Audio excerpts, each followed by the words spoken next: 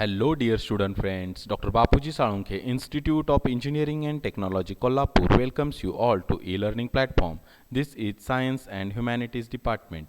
Myself, Mr. Sudarshan Dinkar Mahadik, and the course which we are learning is Applied Science Physics. The unit which we are learning is Electricity and Capacitance. The outcome for our today's lecture is Explain the working of a capacitor. So, dear students, let us see what is capacitor. Capacitor is the most popular electronic component which has ability to store electrical energy in the form of a charge. Capacitor हा एक अतिशय प्रिय किंवा अतिशय महत्त्वाचा असा electronic component आहे ज्याची ॲबिलिटी काय आहे तर तो इलेक्ट्रिकल एनर्जी स्टोअर करून ठेवतो in the form of a electric charge or a static charge. पहा, capacitor is most popular electronic component which has ability to store electrical energy in the form of a charge. Capacitor हे आजकालच्या इलेक्ट्रॉनिक्सच्या क्षेत्रामधला एक अतिशय महत्त्वाचा component आहे जो regularly बऱ्याचशा ॲप्लायन्सेसमध्ये म्हणजे तुमचा कूलर असेल, सिलिंग फॅन असेल किंवा तुमचे जनरली मोटर्स असतात त्याच्यामध्ये कॅपॅसिटर वापरलेला असतो. तो काय करत असतो की तो इलेक्ट्रिकल एनर्जी स्टोअर करतो in the form of a static charge. आता त्याचं जनरल स्ट्रक्चर कसं आहे बघा ते या ठिकाणी दिलेलं आहे. आपण आणखीन डिटेलमध्ये थोडंसं पाहू की all the capacitors consists of two parallel conducting plates separated by an insulating material called a dielectric. जवळपास सर्व कॅपॅसिटरचं स्ट्रक्चर कसं असतं की त्यांच्यामध्ये दोन प्लेट्स असतात, दोन कंडक्टिंग प्लेट्स असतात, जे की ह्या डायग्राममध्ये दाखवले. पहा, ही प्लेट नंबर 1 आहे आणि ही प्लेट नंबर 2 आहे. आता याच्यामध्ये दोन प्लेट्स आहेत आणि या दोन प्लेटच्या मध्ये एक इन्सुलेटिंग मटेरियल आहे, त्याला आपण डायइलेक्ट्रिक असं म्हणतो. पहा, means basic structure of a capacitor is it has a two parallel plate conductings, okay, which are conductors actually, and between they are separated actually, and between these parallel plates the dielectric material is inserted.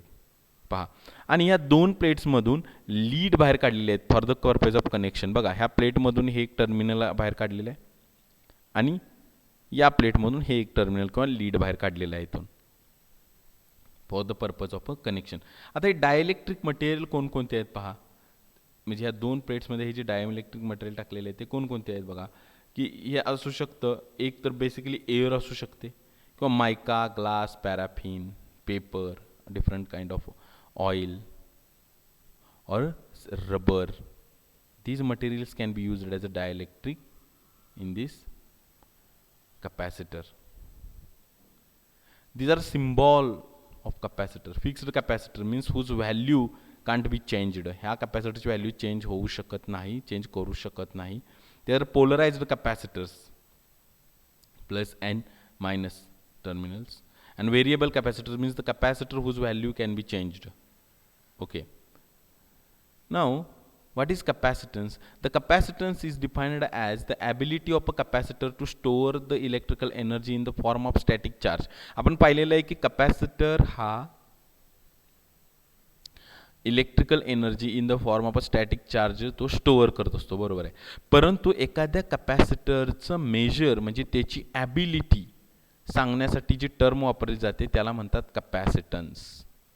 Means capacitance is the value that tells you about how much capable or able this capacitor is to store the electrical energy in the form of a static charge. तुम्हाला capacitance, एखाद्या कॅपॅसिटरचा capacitance ही काय value असते तर ती value तुम्हाला सांगत असते की त्या कॅपॅसिटरमध्ये नेमकी किती इलेक्ट्रिकल एनर्जी स्टोअर केलेली आहे in the form of static charge. The capacitance is defined as the amount of charge required to produce a unit potential difference between the plates of a capacitor. बघा, थोडीशी वेगळ्या पद्धतीची ही definition आहे.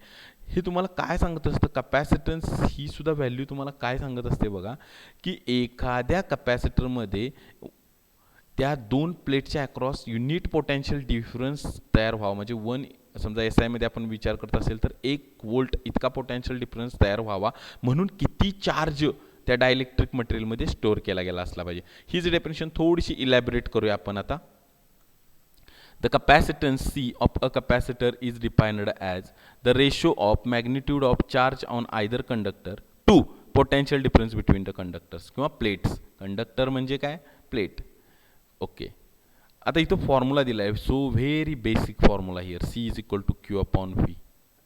बघा capacitance of a capacitor म्हणजे काय आहे?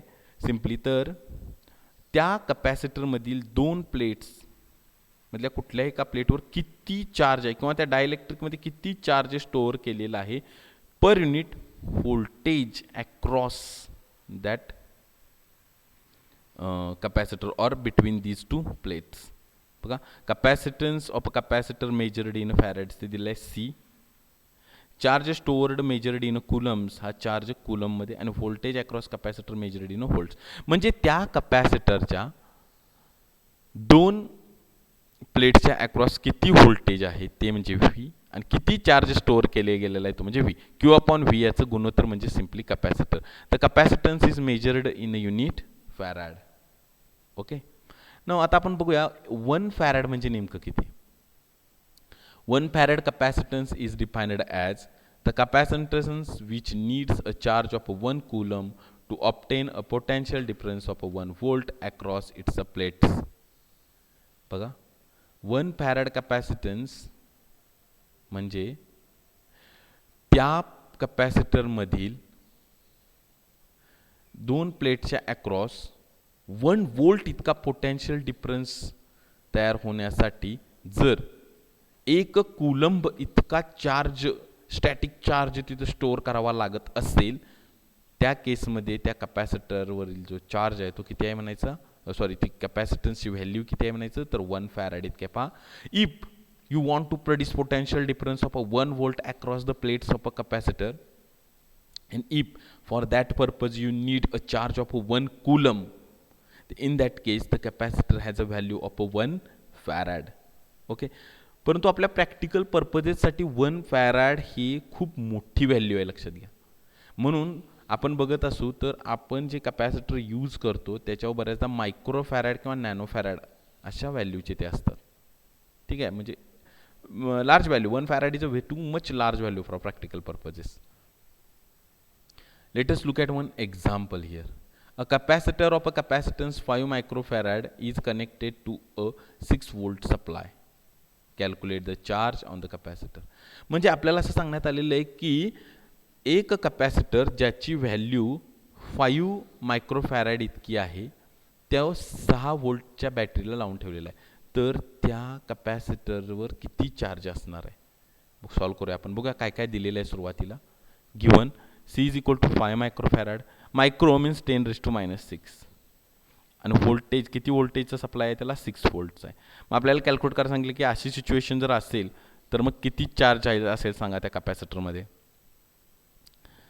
चला calculate the charge. To calculate the charge what to do, we know the formula C is equal to Q upon V. Okay, so Q is equal to C into V. Q is a charge. 5 into 10⁻⁶. 5 microfarad is the capacitance of that capacitor. So 5 into 10⁻⁶ into 6 is the voltage. So when we calculate all these we come to know that 30 into 10⁻⁶. Okay, 3 into 10⁻⁵ means 30 into 10⁻⁶, that is 30 microcoulomb. 30 microcoulomb is the charge stored in that capacitor. Okay, thank you dear students.